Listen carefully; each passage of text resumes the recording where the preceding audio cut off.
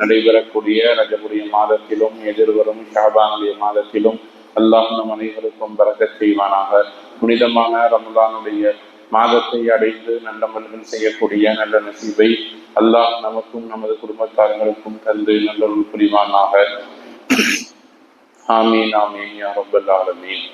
கணிமிக்க அல்லாஹ்வின் நல்லடியார்களே, ஹஜ்ரத் ரசூலுல்லாஹி ஸல்லல்லாஹு அலைஹி வஸல்லம் அவர்களுடைய காலகட்டங்களில் நடந்த போர்க்களங்களில் ஒன்றுதான் கைபர் என்று சொல்லப்படக்கூடிய ஒரு யுத்தம். ஒரு மலை உச்சியில் அல்லது ஒரு இடத்தில் ஒரு கட்டப்பட்ட ஒரு பெரும் கோட்டையை முற்றுகையிட்டு நீண்ட நாட்கள் அந்த போர் நடைபெற்று வந்தது. கைபர் என்கிற கோட்டையை நபி ஸல்லல்லாஹு அலைஹி வஸல்லம் அவர்கள் சஹாபாக்களோடு சேர்ந்து முற்றுகையிட்டு இருக்கிறார்கள். அதற்கு வெற்றியும் கிடைக்காமல் தோல்வியும் கிடைக்காமல் அந்த போர் நீண்டு கொண்டே செல்லுகிறது.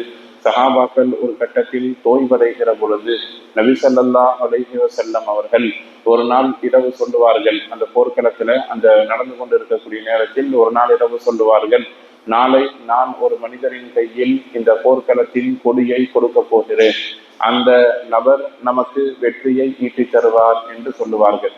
மறுநாள் காலையில யாரிடத்தில் நபி ஸல்லல்லாஹு அலைஹி வஸல்லம் அவர்கள் அந்த பொறுப்பை கொடுக்க போகிறார்கள், போர்க்களத்தின் தளபதியாக ஆக்கப் போகிறார்கள் என்று எல்லா சஹாபாக்களும் எதிர்பார்த்து கொண்டிருந்த பொழுது ஹஜ்ரத் அலி ரலியல்லாஹு தஆலா அன்ஹு அவர்களை நபி ஸல்லல்லாஹு அலைஹி வஸல்லம் அவர்கள் தளபதியாக நியமிப்பார்கள்.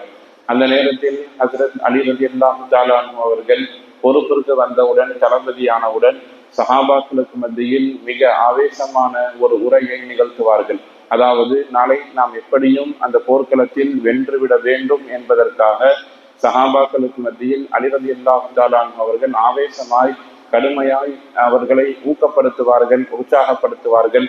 அப்பொழுது நபி ஸல்லல்லாஹு அலைஹி வஸல்லம் அவர்கள் அந்த உரையை கவனித்துக் கொண்டிருக்கிற பொழுது ஒரு கட்டத்தில் அலி ரலியல்லாஹு தஆலா அன்ஹு அவர்களை பார்த்து, அலியே, நம்முடைய நோக்கம் என்ன என்பதை தெரிந்து நீங்கள் செயல்படுங்கள் என்று சொல்லுவார்கள். சொல்லுவாங்க, நீங்கள் பேசுகிற பேச்சை பார்க்கிற பொழுது அந்த கோட்டையை நாம் கைப்பற்ற வேண்டும், அங்கே இருக்கக்கூடிய மக்களை நாம் கொல்ல வேண்டும் என்கிற ரீதியில் உங்களுடைய நோக்கம் இருக்கிறது. நம்முடைய நோக்கம் அது வல்ல, மாறாக அங்கே இருக்கக்கூடிய மக்கள் ஈமான் கொள்ள வேண்டும் என்பதுதான் நோக்கம். அங்கே இருக்கக்கூடிய ஒரு மனிதன் இஸ்லாத்தை ஏற்றுக்கொண்டாலும் கூட நீங்கள் சிறந்த தளபதியாக ஆகிவிட முடியும். எனவே சஹாபாக்களை ஆர்வப்படுத்துகிறேன் என்கிற பெயரில் நீங்கள் அவர்களை வேகப்படுத்தி அந்த கோட்டை கொத்தளங்களை சிதறடித்து விடாதீர்கள், நோக்கம் அறிந்து செயல்படுங்கள் என்று நபி ஸல்லல்லாஹு அலைஹி வஸல்லம் அவர்கள் அலி ரலியல்லாஹு தஆலா அன்ஹு அவர்களுக்கு உபதேசம் செய்ததை ஹதீஸ்களில் பார்க்கிறோம். இந்த வரலாற்றின் கீழ் நமக்கு சொல்லித்தரக்கூடிய படிப்பினை என்ன என்று பார்க்கிற பொழுது, நாம் செய்யக்கூடிய எல்லா காரியத்திலும் ஒரு உயர்தரமான நோக்கம் இருக்க வேண்டும். எதற்காக செய்கிறோம், ஏன் செய்கிறோம், செய்யக்கூடிய காரியத்தினுடைய பின்விளைவு எப்படி இருக்கும் என்பதையெல்லாம் யோசனை செய்து நாம் எந்த ஒரு காரியத்தையும் சரியான நோக்கத்தோடு செய்ய வேண்டும். உதாரணத்திற்கு, நம்முடைய தொழுகையாகட்டும், நோன்பாகட்டும், ஹஜ்ஜாகட்டும், ஜகாத்தாகட்டும், எல்லாவற்றுக்கும் அல்லாஹ் ஜல்ல ஷானுஹு தஆலா ஒரு நோக்கத்தை வைத்திருக்கிறான். எல்லாவற்றுக்கும் மேலாக நம்முடைய பிறப்பிற்கே அல்லாஹ் ஜல்ல ஷானுஹு தஆலா உயர்தரமான ஒரு நோக்கத்தை வைத்திருக்கிறான். குர்ஆனிலும் அதை பதிவு செய்திருக்கிறான். வமா ஹலக்துல் ஜின்ன வல் இன்ஸ இல்லா லியஅ்புதூன். மனிதர்களையும் ஜின்களையும் நாம் எதற்காக படைத்திருக்கிறோம்? என்ன நோக்கம்? வணங்குவதுதான் நோக்கம். அவர்கள் நம்மை இபாதத் செய்ய வேண்டும், நம்மை வணங்க வேண்டும், அதுதான் நோக்கம். அதற்காகத்தான் நாம் அடியார்களை, மனிதர்களை, ஜின்களை படைத்திருக்கிறோம். இது படைப்பினுடைய நோக்கம். தொழுகையின் நோக்கம் என்ன? தொழுகையில் உள்ளட்சம் இருக்க வேண்டும். வஅபுதுல்லாஹ கஅன்னக தராஹு ஃபஇல்லம் தகுன் தராஹு ஃபஇன்னஹு யராக. தொழுகையில் நீங்கள் நின்றால் அல்லாஹ்வை பார்ப்பதை போல் உங்களுடைய தொழுகை இருக்க வேண்டும், அல்லது அல்லாஹ் உங்களை பார்த்து கொண்டிருக்கிறான் என்கிற ரீதியில் உங்களுடைய தொழுகை இருக்க வேண்டும். அதாவது இறைவனுடனான நேரடியான தொடர்பும் இறைவனை நேரடியாய் பார்ப்பதை போன்று உண்டான அடிப்படையில் நம்முடைய தொழுகை இருக்க வேண்டுமே தவிர தொழுகையில் வேறு எந்த நோக்கமும் கிடையாது. நோன்பினுடைய நோக்கம் என்ன? பசித்திருப்பது என்பது மட்டுமல்ல, மாறாக இறைவனின் கட்டளைக்கு கீழ்ப்படிவதுதான் நோன்பினுடைய நோக்கம். ஒரு சில மக்கள் நாளை மறுமையில் அவர்களுடைய நோன்புகள் கொண்டு வரப்படுகிற பொழுது அது அவர்களுக்கு ஏற்றுக்கொள்ளாமல் போயிடும். நபி ஸல்லல்லாஹு அலைஹி வஸல்லம் சொல்லுவாங்க, ஒரு சில மக்கள் இருக்கிறார்கள், அவர்கள் ருப்ப சாயின் என்று சொல்லுவார்கள். ஒரு சில மக்கள் இருக்கிறார்கள், அவர்களுக்கு பசித்திருப்பதை தவிர நோன்பில் வேற எதுவும் கிடைக்காது. என்ன காரணம்? நோன்பினுடைய நோக்கம் அங்கே பரிபூரணம் அடையவில்லை.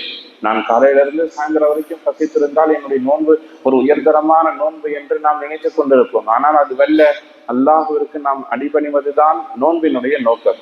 இப்படி ஒவ்வொன்றுக்கும் உயர்தரமான ஒரு நோக்கம் இருக்கிறது. நாம் செய்யக்கூடிய காரியம் உலகம் சார்ந்த வியாபாரம், விவசாயம், கொடுக்கல் வாங்கல், பழக்க வழக்கம், குடும்பம் என்று இருந்தாலும் சரி, அல்லது மறுமை சார்ந்த இபாதத்தாக இருந்தாலும் சரி, எதை செய்கிறோம், ஏன் செய்கிறோம், எப்படி செய்கிறோம் என்பது என்கிற ஒரு உன்னதமான உயர்தரமான நோக்கம் இருக்க வேண்டும். அந்த நோக்கம் இல்லாமல் நாம் செய்யக்கூடிய காரியம் எப்பொழுதும் நமக்கு முழுமையான பலன் தராது என்பதை நினைவில் கொள்ளணும். இதே ஹஜ்ரத் அலி ரலியல்லாஹு தஆலா அவர்கள் வேறு ஒரு போர் சண்டை செய்து கொண்டிருக்கிறார்கள். ஒரு கட்டத்தில் அந்த எதிரியை கீழே தள்ளி வீழ்த்தி அவர் அந்த எதிரியின் மேல் அமர்ந்து அவனை கொல்லுவதற்காக வேண்டி ஆயுதத்தை உயர்த்திய பொழுது அவன் வேகமாக அலி ரலியல்லாஹுவின் மீது முகத்தில் உமிழ்ந்து விட்டான். வேகமாக முகத்தில் துப்பி விட்டான். அலி ரலியல்லாஹு தஆலா அவர்கள் உடனே அங்கிருந்து எழுந்து விடுகிறார்கள். நாம் என்ன நினைப்போம்? முகத்துல துப்பனா இன்னும் கோபம் அதிகமாகும், உடனே நாம் அவர்களை கொண்டு விடுவோம்னு நினைப்போம். ஆனா அலி ரலியல்லாஹு தஆலா அவர்கள் உடனே அங்கிருந்து நகர்ந்து வந்து விட்டார்கள். அலி ரலியல்லாஹு சொல்லுவாங்க, இவ்வளவு நேரம் நான் அவரிடத்தில் போர் செய்த சண்டை செய்ததற்கான நோக்கம் என்னன்னா, அல்லாஹுவும் அல்லாஹுடைய ரசூலும் தான். மார்க்கத்திற்காக நான் அவனிடத்தில் சண்டை செய்து கொண்டிருந்தேன். அவனை கொல்லுவதற்காக போர்க்களத்தில் நான் முயற்சி செய்து கொண்டிருந்தேன். எப்பொழுது அவன் என் மீது துப்பிவிட்டானோ, இதற்கு பின்னால் நான் அவனை ஏதாவது செய்தால் அது என்னுடைய சொந்த கோபத்திற்காக வேண்டி நான் செய்ததை போல் ஆகிவிடும், நோக்கம் மாறிவிடும். எனவே நான் அங்கிருந்து அவனை விட்டுவிட்டு வந்து விட்டேன் என்று அலி ரலியல்லாஹு தஆலா அவர்கள் சொன்ன செய்தியை ஹதீசுகளில் நாம் பார்க்கிறோம். எனவே எந்த காரியமாக இருந்தாலும் அதற்கு சரியான நோக்கம் இருக்கிறது. தொழுகையாய் இருந்தாலும் பிற எந்த இபாதத்தாய் இருந்தாலும் அதில் நோக்கம் இருக்கிறது. அந்த நோக்கம் சரியான முறையில் நிறைவேற்றப்பட்டால்தான் அந்த காரியம் பரிபூரணம் அடையும். நீங்கள் எவ்வளவு நேரம் நின்று தொழுகிறீர்கள் என்பதை விட உங்களுடைய தொழுகையில் எந்த அளவிற்கு உள்ளச்சம் இருக்கிறது என்பதுதான் நோக்கம். நீங்கள் எவ்வளவு செலவு செய்து ஹஜ்ஜையும் உம்ராவையும் செய்கிறீர்கள் என்பதை விட அந்த காரியத்தில் எந்த அளவிற்கு உயிரோட்டம் இருக்கிறது என்பதை பொறுத்து தான் அந்த காரியத்தினுடைய மக்பூலியத், ஏற்றுக்கொள்ளப்படக்கூடிய தன்மை இருக்கிறது. நீங்கள் ஹஜ்ஜிற்கு செல்லுகிறீர்கள், உம்ராவுக்கு செல்லுகிறீர்கள், அதை கொண்டு உண்டான நோக்கம் துன்யா என்று சொன்னால் அல்லாஹ் துன்யாவில் அதற்கான அங்கீகாரத்தை கொடுத்து விடுவான், அதற்கான கண்ணியத்தை கொடுத்து விடுவான். மறுமையில் வந்து பார்க்கிற பொழுது அந்த அமலுக்கு எந்த பிரயோஜனமும் இருக்காது. என்ன காரணம்?